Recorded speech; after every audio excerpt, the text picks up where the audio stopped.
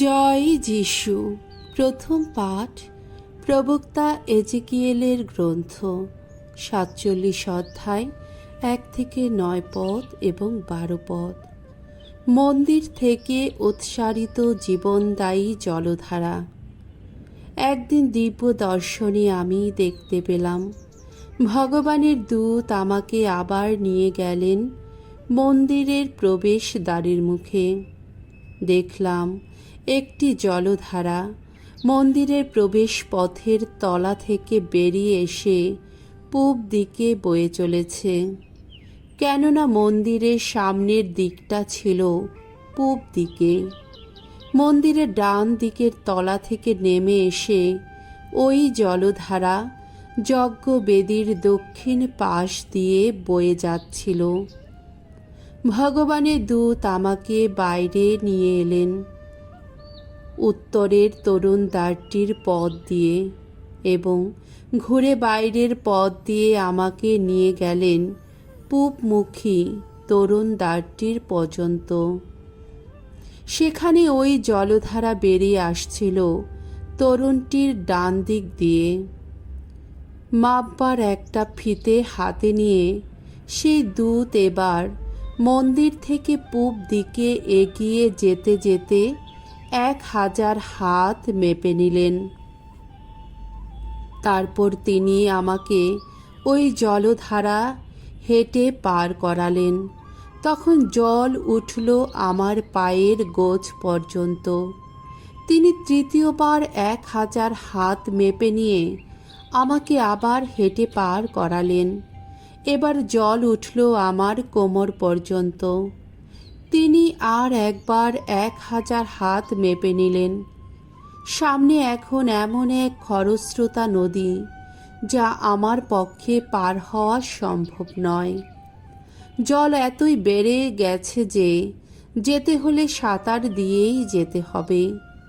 এ এখন এমনই এক খরস্রোতা নদী, যা পায়ে হেঁটে পার হওয়া যায় না। তখন সেই দূত আমাকে জিজ্ঞেস করলেন, কি মানবপুত্র, দেখছ তো? তিনি এবার সেই খরস্রোতা নদীর তীর ধরে আমাকে এগিয়ে নিয়ে গেলেন, তারপর আবার ফিরিয়ে আনলেন। ফিরে এসে দেখলাম নদীর তীরে এখন দুধারেই দেখা যাচ্ছে অজস্র গাছ। তিনি বললেন, এই জল এখান থেকে বয়ে যাচ্ছে পূবের অঞ্চলে, নেমে চলেছে আরাবায়, শেষে তা গিয়ে মিশবে সাগরে, সেই দূষিত জলেরই সাগরে। আর তার ফলে বিশুদ্ধ হয়ে উঠবে সাগরের জল। এই নদীর জল যেখানেই যাবে, ঝাঁক বেঁধে থাকা প্রাণীরা সেখানে বাঁচতেই পারবে, সেখানে অজস্র মাছ থাকতেই পারবে, কেননা এই জল সেখানে গেলেই বিশুদ্ধ হয়ে উঠবে সাগরের জল। এই নদী যেখান দিয়ে বয়ে যাবে, সেখানকার সব কিছুই বেঁচে থাকবে। তখন এন গেদি থেকে এন এগলাইম পর্যন্ত সব কোথাও সাগরের তীরে দাঁড়িয়ে থাকবে জেলের দল, মেলে দেওয়া থাকবে মাছ ধরার জাল। সেই সব জায়গায় নানা জাতের মাছ অজস্র পরিমাণে পাওয়া যাবে, যেমন পাওয়া যায় মহাসাগরে। সেখানে অবশ্য কোনো বিল বা খাড়ির জল বিশুদ্ধ হয়ে উঠবে না, তা নুন জোগাবার জল হয়ে থাকবে। এই নদীর তীরে এর দুধারেই বেয়ে উঠবে সব রকম ফলের গাছ। এগুলির পাতা কোনোদিন শুকিয়ে যাবে না, ফলেরও অভাব হবে না কখনো। প্রতি মাসেই ধরবে নতুন ফল, কেননা এইসব গাছ যে জল পাচ্ছে তা আসছে পুণ্যস্থান থেকে। এইসব গাছের ফল হবে মানুষের খাদ্য, আর পাতাগুলি হবে রোগের ঔষধ।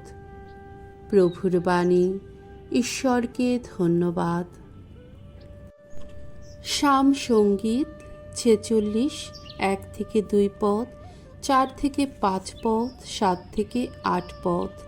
ধো আমাদের চির সহায় তিনি, বিশ্বপ্রভু তিনি, স্বয়ং ঈশ্বর আমাদের আশ্রয়, সর্বশক্তির উৎস, সংকটের দিনে সহায়তা দানে সদাই জাগ্রত তিনি।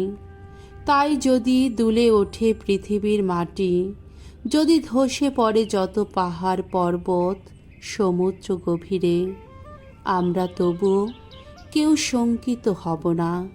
রয়েছে এমনই এক নদী, যার শাখা স্রোতগুলি আনন্দেই ভরে তোলে।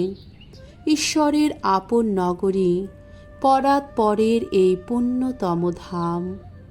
এইখানে অধিষ্ঠিত আছেন ঈশ্বর, এ নগরী থাকবে অটল।